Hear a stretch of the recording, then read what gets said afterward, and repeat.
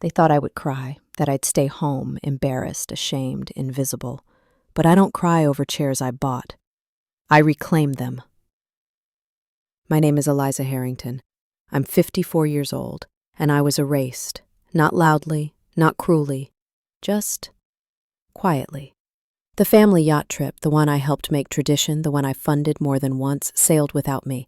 No texts, no email, no heads up, just a photo on Instagram, champagne flutes, ocean breeze, glowing faces, everyone. Except me. And when I asked, I got the kind of answer that cuts deeper than silence. Oh, it was just a mix-up. The list got messy this year. Except I know who replaced me. Belle, my sister-in-law's yoga instructor. A woman I'd met once who thought I was the caterer. They didn't forget me. They removed me. Carefully. Intentionally. They thought I'd be embarrassed, that I'd shrink back, fade away like a good girl taught to keep peace no matter what. But they forgot one thing. I'm the one who bought that yacht. And this time, I'm not here to ask for a seat. I'm here to remind them whose table they're sitting at. It was a Thursday morning, the kind of morning that usually feels soft, familiar. I was standing in my kitchen, sunlight spilling across the granite countertops. Steam curled gently from my mug, the ceramic one with a tiny chip on the handle that I never replaced. I liked it that way. Imperfect, but mine. Lyle had already left for a breakfast meeting, leaving behind the usual trail of aftershave and half a protein bar. I wasn't thinking about anything, really, just scrolling, half asleep, half aware, through emails, sale alerts, a recipe video I'd never try.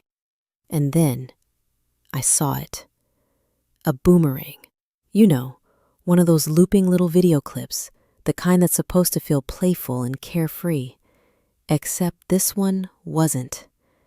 It was my niece, Ava, twirling a champagne flute on the deck of the yacht, my yacht. The caption read, "Annual Preston Family Tradition. Let the ocean therapy begin," with a sparkle emoji. My thumb froze. My heart didn't race, not yet. That would come later. What came first was stillness. A kind of cold that started between my shoulder blades and slid downward like someone had poured ice water through the spine of my life. Tradition? I clicked on the post. Then another. Faces I knew, smiles I'd memorized. Valora, my sister-in-law, in oversized sunglasses, her smile tight and camera-ready. Her husband, Tom. My mother-in-law, awfully, sipping a mimosa with her usual air of inherited elegance. Even Lyall's second cousin was there, the one who doesn't like boats. Apparently he changed his mind. They were all there, everyone, except me. And I knew, instantly, that it wasn't an accident. But I checked anyway. Text, emails, the Preston Legacy Voyagers group chat. Yes, that's what it's actually called. Nothing. No message, no invitation, no, "Hey, Eliza, just confirming if you're coming this year." Not even a courtesy lie. I hadn't been forgotten. I'd been erased. Carefully, deliberately, and the strangest part? It wasn't the shock that hurt most. It was how long I had convinced myself this kind of thing wasn't intentional. How many times I'd chalked it up to oversight, miscommunication, poor planning. I thought of the birthdays I wasn't invited to, the brunches I found out about after they were posted, the way conversation always seemed to stall when I entered the room. For years, I told myself I was overthinking. That morning, I stood at my kitchen sink, mug still warm in my hands, staring out the window at absolutely nothing. And all I could think was, so, this is how it happens. Not with a bang, not with a fight, but with silence. With a quietly removed name on a guest list. A name replaced My name. I didn't know who had taken my spot yet. Not until later that afternoon, when a message accidentally landed in the wrong chat thread. A screenshot. Cabin assignments under portside suite. My name had been crossed out. Next to it, confirmed for Belle. Belle, Valora's yoga instructor. The same woman who once asked if I was Lyle's assistant at a holiday party. The same one who called the yacht cute. It wasn't just exclusion, it was humiliation disguised as logistics. I set my coffee down, hands perfectly still, but I could feel it, something shifting. For years, I had fought to belong, to be accepted, to be folded in. But that morning, as I stood in my own kitchen watching the ocean I paid for sparkle on someone else's feed, I realized I wasn't fighting to be seen anymore. I was preparing to show up, not as their guest, but as the one who built the history they tried to erase. It happened just after 3 p.m. I was rinsing out a glass at the sink, trying to distract myself with the ordinary. There's something almost therapeutic about hot water and lemon soap when your chest feels like it's folding in on itself. The kettle had just clicked off. I was about to make a second cup of coffee, the kind you don't really want, just need to feel like you're doing something. That's when my phone buzzed. I dried my hands, reached for it without thinking, assuming it was Lyle or a shipping alert. But what I saw was a message I was never supposed to see. The sender, Valentina, my sister-in-law, the queen of curated grace and passive cruelty. It wasn't even addressed to me directly. No "Hi, Eliza," no context, just a screenshot, a simple image, the cabin assignment sheet, the finalized list for the yacht, typed, color-coded, neat, so very Valentina. But what stood out wasn't the formatting. It was the line third from the top. Eliza Harrington, crossed out. Next to it, in bold, Clarissa, confirmed. Clarissa, her yoga instructor, the same woman who once offered me tips on relaxing your jaw energy at a family barbecue. The woman Valentina brought to Thanksgiving once and introduced as her personal clarity consultant. That woman was now in my cabin, on my yacht. Then, as if fate wanted to be perfectly clear, the next message came in, a voice note. I pressed play, thinking maybe it was an apology. A backtrack, a desperate cover. It wasn't. Valentina's voice, smooth, delicate, honey-laced, floated through the speaker. Well, at least the energy will feel lighter this year. Followed by a laugh, not mocking, not loud, just casual, relaxed, the kind of laugh women like her have perfected. Sweet on the outside, slicing underneath. I stood there, holding the phone like it might bite me. The glass in my other hand trembled slightly. I set it down. My jaw clenched hard enough that I could feel the muscles locking under the skin. I didn't reply. Not because I didn't want to, but because if I had typed even a single word, it would have shattered the quiet resolve I was clinging to. Instead, I stared at the message, let it burn into me. It wasn't just a mistake. It was confirmation. I had suspected. I had pieced together the silences, the avoidance, the polite, "oh, didn't you hear" deflections. But this was proof, not just of exclusion, but of intent. She had replaced me, removed me from a list like I was an expired placeholder, then laughed about the energy being better without me. I wasn't just erased. I was in the way. And somehow, that stung more than anything. Because you don't clear energy from a mistake. You clear it from a threat. And apparently, to Valentina, my presence, my ownership, my quiet refusal to disappear was too heavy for her curated little cruise. So she brought Clarissa. Younger, softer, decorative, someone who didn't challenge her version of the narrative. I sat down at the kitchen table, phone screen still glowing. For a moment, I just stared at it. Not crying, not panicking, just absorbing it. Because there's a moment in every betrayal. Not the explosion, not the reveal, but the confirmation. The moment where the question mark disappears. And a period, solid, cold, immovable, takes its place. That was this moment. I was done doubting. They had written me out, and they thought I would stay gone. The morning light hadn't fully settled when it came. An email. Subject line: reservation cancellation. Final confirmation. At first I thought it was spam. Then I saw the sender. The charter company. The one that handles all Preston family yacht logistics. I clicked it open, and there it was, in black and white corporate font. Dear Mrs. Harrington, this email confirms the successful cancellation of your reserve cabin aboard the SS Monrovia. Per request submitted by Miss Valentina Prescott, your suite has been released and reassigned. We look forward to welcoming you on a future voyage. Date of cancellation, 3 days ago. 3. Not yesterday. Not this morning. 3 days ago. I read it. Again. And again. I wasn't confused. I wasn't even shocked. Not anymore. I moved past that. But something about seeing it official, from a company I had signed contracts with, struck differently. This wasn't gossip. It wasn't a tone in a voice or a look passed at dinner. This was evidence.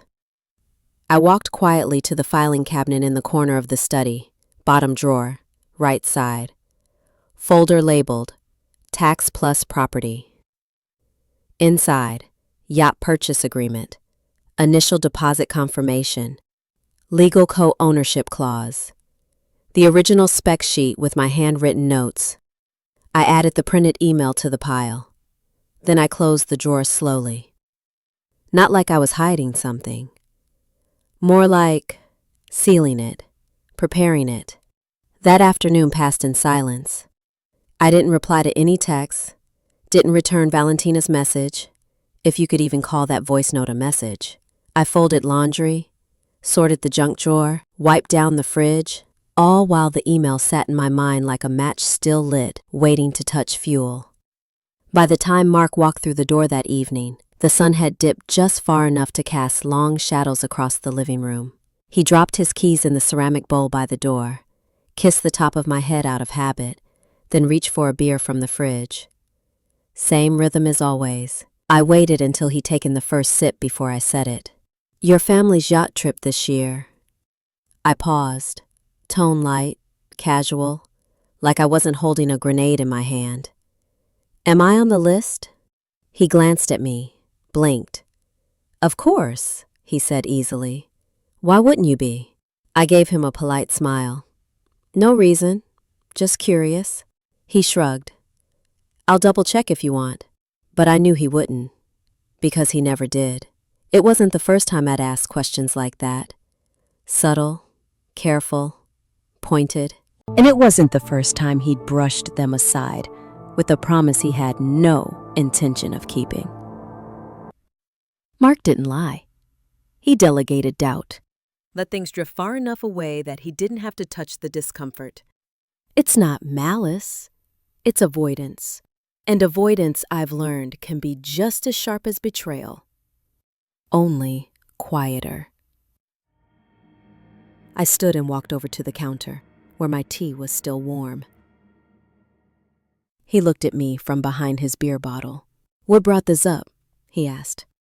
I hesitated for half a breath, then offered a faint shrug. Valentina mentioned something in a message. Made me wonder. He didn't press further. Didn't say, let me call her.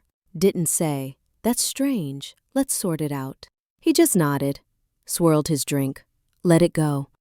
And in that pause, that too casual silence, I heard everything I needed.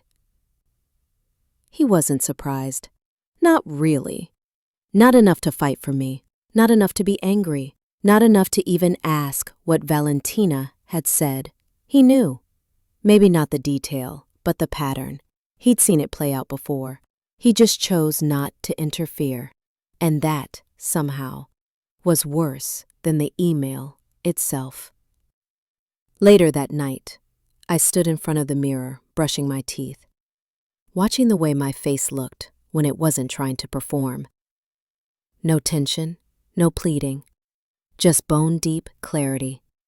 I spit, rinsed, and looked myself in the eye. "They're counting on your silence," I whispered. Then I went to bed and didn't sleep. But I didn't cry either, because crying would have made it smaller. And this wasn't small. This was the beginning of something else. I didn't confront anyone. I didn't demand an explanation or send a scathing reply. I didn't play their game, begging for clarity from people who never planned to give it. Instead, I planned, quietly, carefully, like a woman who's done being edited out of her own legacy. I pulled out the old folder from the bottom drawer, the one labeled Tax and Property. Inside, the yacht's purchase contract, bank transfers, the wire receipt from my company account, dated and sealed, the original specs I selected with the designer, and the clause, in legal language, listing me as co-owner. Technically, Mark's name was on it too. Our accountant had said it would be easier for trust planning, inheritance, taxes, cleaner on paper, he'd said. So I agreed. But make no mistake, every dollar came from me. The yacht existed because I built something real. Long before this family decided I didn't belong. I added the printed cancellation email to the folder, the crossed-out guest list, the voice note. Then I booked a car to Newport. I didn't pack a bathing suit. I didn't pack light dresses or espadrilles or anything breezy. This wasn't a vacation. It was a reckoning. I chose a structured navy dress, understated jewelry, a tan coat that moved like silk in the breeze, hair pulled back, no lipstick, no smiles. I wasn't dressing for them. I was dressing for a moment I had earned. The sun was still low when the car pulled into the marina. That early golden fog still clung to the waterline like it was holding its breath. The yacht loomed ahead, polished wood, white railings, gleaming with entitlement. I rolled my small suitcase behind me. Each step sounded sharper than the last against the dock. Ahead, I saw them. Valentina stood near the gangway, her body perfectly postured, laughing at something, or pretending to, champagne glass in hand. Everything about her said performance, until she saw me. Her face froze. Not fully, just enough for the mask to crack. Eyes locked on mine, hand mid-air. The color drained slowly from her cheeks. Even her laugh died mid-breath. Mark was there too. Off to the side, not speaking, not smiling, not even moving. Typical, but I didn't slow down. I didn't greet anyone. I didn't apologize with my posture or lower my eyes or play small. I simply walked up the ramp, and then it happened. The crew member, a tall man in a navy blazer, stepped forward and with crisp clarity announced, "Welcome aboard, Mrs. Eliza Harrington. The owner is now on board." His voice wasn't loud, but it carried enough for Valentina to hear, for Mark to hear, for everyone nearby to hear. And that was the point. I didn't have to scream. I didn't have to argue. I didn't have to prove anything. The facts spoke for me. The title, the deed, the paper trail, and now the recognition. Valentina's champagne glass trembled slightly in her hand. She didn't say a word, didn't lunge forward to hug me, didn't fake a laugh or try to recover. She simply stood there, caught between disbelief and fury, both emotions she didn't dare show in front of a live audience, because the moment I boarded, the dynamic shifted. I wasn't a guest. I wasn't a tag-along. I was the foundation, and they had built their tradition on me, thinking I'd never claim it. I gave a single nod in her direction, not quite a greeting, not quite a warning. Then I walked past her. No apology, no hesitation, just presence, weighty, intentional, unshakable. Because this time I wasn't there to be included. I was there to remind them. You don't erase the person who paid for the table. The dining salon glowed with a curated warmth. All gold-rimmed glasses and flickering candlelight, eucalyptus laid in delicate runners along the center of the table. Valentina had clearly spent hours rehearsing the moment. Every detail was poised for optics, for performance. She stood with practiced ease, holding her wine glass as if it were an extension of her status. Her smile was wide, controlled. "I just want to say how grateful I am," she began, voice soft, deliberate, full of carefully polished warmth. "Family isn't just about blood, it's about tradition, legacy, and the people who truly understand that legacy, who don't just show up but contribute to it." A few heads nodded, a few more raised their glasses. I stayed still. Then I stood. No fork clink, no sharp inhale, just stillness shifting. I didn't raise my voice. I didn't preface it with apologies. I simply said, "I'd like to add something about that legacy." The room fell quiet. Even the servers paused. I placed the leather folder gently on the table, the one I had packed with receipts, contracts, and truths that no one wanted to read. I pulled out one sheet, held it up. "This," I said, laying it in the center of the table, "is the original purchase agreement for the SS Monrovia. The yacht you're all enjoying tonight, printed on company letterhead, notarized, dated, under purchaser, Eliza Harrington." I looked at Valentina, then at Mark, then at the rest of them. Every dollar that bought this yacht came from me, not Mark, not any trust fund. Me. The room held its breath. I pulled out a second page. "This," I said, "is from a recorded meeting with your legal consultant dated April 12th. I read it aloud. "She's not blood. She shouldn't own a family asset." Valentina flinched, subtle, but visible. I folded the paper neatly, then looked at each person again, slow, steady, intentional. "I'm not here to start a fight," I said. "I'm not asking to be included in this family." My voice didn't crack, my hands didn't shake. "I'm asking to be seen for what I've built, for what I've given, for what I am." Mark said nothing, his mouth opened then closed again. No defense, no denial, just silence, and in that silence, something snapped.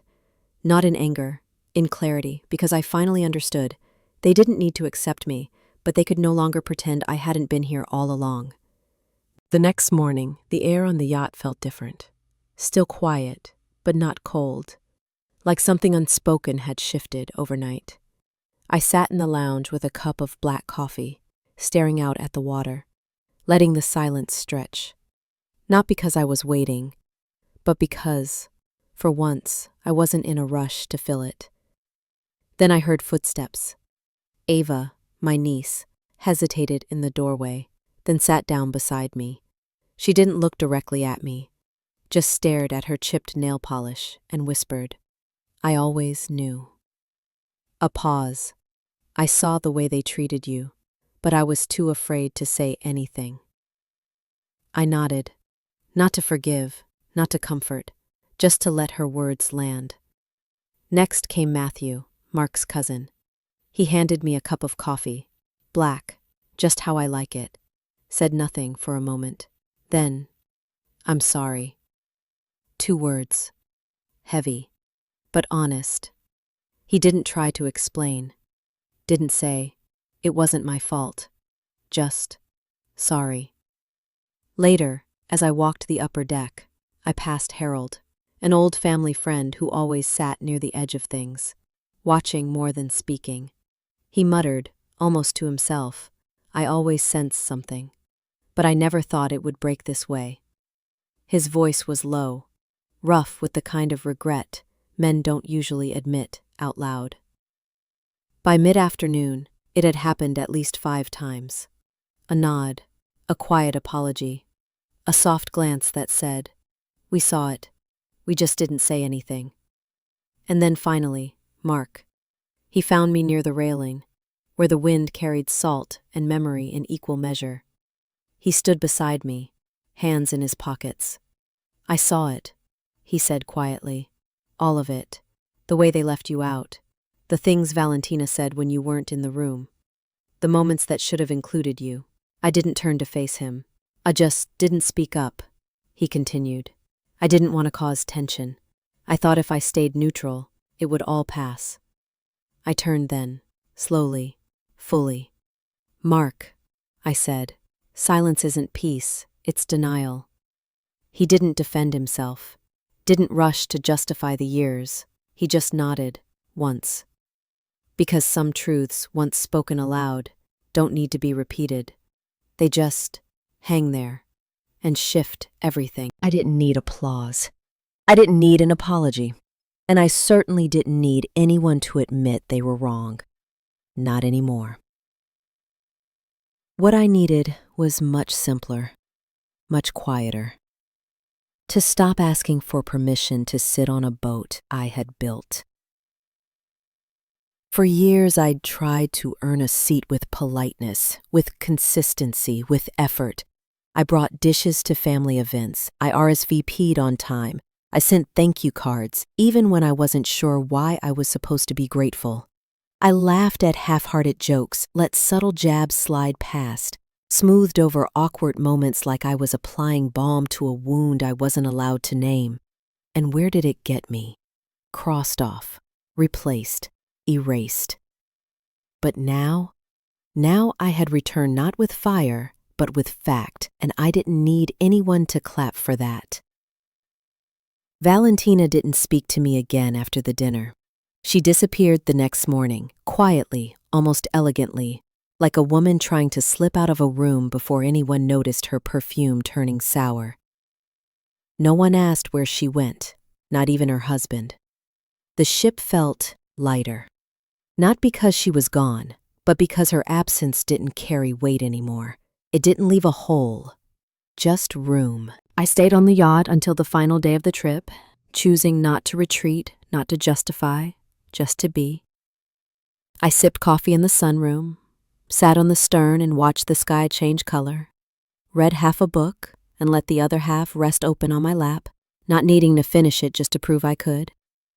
I walked barefoot on the deck I paid for, and for once, I didn't look over my shoulder. Because I wasn't waiting to be excluded again. I was done living in fear of empty seats. I occupied space, with intention, with calm, with clarity.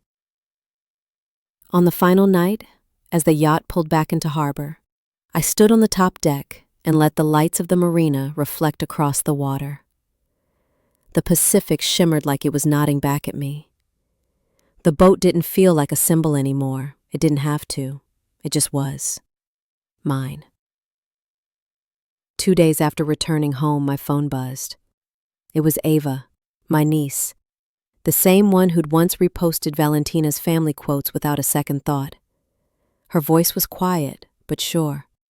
"Aunt Eliza," she said, "I'm applying for this startup scholarship through my business program. They're asking for a mentor recommendation, and I was wondering if you could review my application." I closed my eyes and smiled. Not because I needed the validation, but because the next generation was watching, and they were choosing differently. "Of course," I said. "Send it over." She did. Her cover letter was short, direct, and a little shaky in tone, but the ideas were there, the spark, the potential. And for the first time in a long time, I felt something settle deep in my chest. Not pride. Peace. The kind that comes after the storm. When the wind stops thrashing and the silence isn't empty, it's earned. I didn't burn bridges. I didn't make speeches. I didn't throw anyone overboard, even when I could have. I just came back, fully, quietly, as the woman they tried to forget, but who refused to forget herself. Don't fight for a seat at someone else's table. Build your own. That's the lesson it took me years, and silence, and erasure, and 1,000 forced smiles to learn. For so long, I believed that if I stayed quiet, stayed humble, stayed kind, they would see me. That eventually, the space I'd made for others would be returned to me. That if I was good enough, patient enough, agreeable enough, I would earn a place. But that's not how it works, because the people who benefit from your silence will never ask you to speak, and the ones who build their comfort on your invisibility will never hand you a chair, unless they're forced to see who built the floor beneath them. The truth is, you don't need an invitation when you've built the foundation. That yacht wasn't just a vessel, it was proof. Proof that I had created something real without asking for anyone's permission. So no, I didn't need a speech. I didn't need a round of applause. I didn't even need an apology. I needed one thing: to stop asking people to see me and start seeing myself again. And forgiveness? Sometimes it doesn't sound like "I forgive you." Sometimes it sounds like peace, the kind that settles deep, not loud or dramatic, but still, certain, rooted. The kind of peace that doesn't need them to say sorry, doesn't need them to approve, because when you finally reclaim your voice, when you stop shrinking just to make others comfortable, when you stand not to demand but to declare, "I was here all along," that's when everything changes. You don't win by fighting harder for a seat. You win when you realize you never needed their table to begin with.